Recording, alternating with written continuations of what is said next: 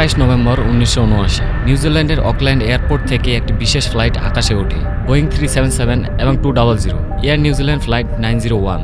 এই ফ্লাইটের উদ্দেশ্য অ্যান্টার্কটিকায় বরফের প্রাকৃতিক সৌন্দর্য দেখা, তারপর ফিরে আসা। কিন্তু কেউ কি জানতো এই ফ্লাইটে যাত্রী ও ক্রু সহ মোট 257 জন কখনোই আর ফিরে আসবেন না? সকাল 8:19 ফ্লাইট 901 ক্রাইস্ট চার্চ থেকে উড্ডয়ন করে। বিমানে ছিলেন অভিজ্ঞ পাইলট ক্যাপ্টেন জিম কলিন্স এবং কো পাইলট গ্রেগ ক্যাসিন্স।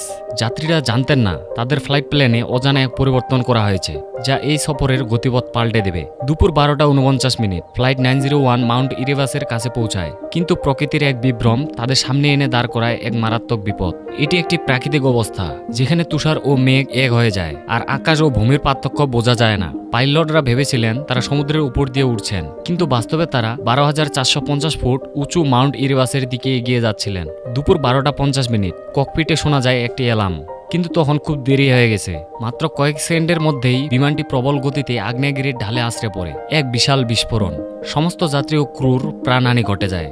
প্রথম দিকে নিউজিল্যান্ড সরকার এই দুর্ঘটনার জন্য পাইলটের ভুলকে দায়ী করে, কিন্তু পরে মাহন কমিশন অনুসন্ধানে বেরিয়ে আসে এক চাঞ্চল্যকর তথ্য। এয়ার নিউজিল্যান্ড কর্তৃপক্ষ ফ্লাইট প্ল্যানের গোপন পরিবর্তন করেছিল, কিন্তু পাইলটদের তা জানানো হয়নি। এটি ছিল এক নির্মম সত্য দুর্ঘটনা, যা শুধুই ভুল বোঝাবুঝি নয়, বরং অবহেলারও এক চরম উদাহরণ।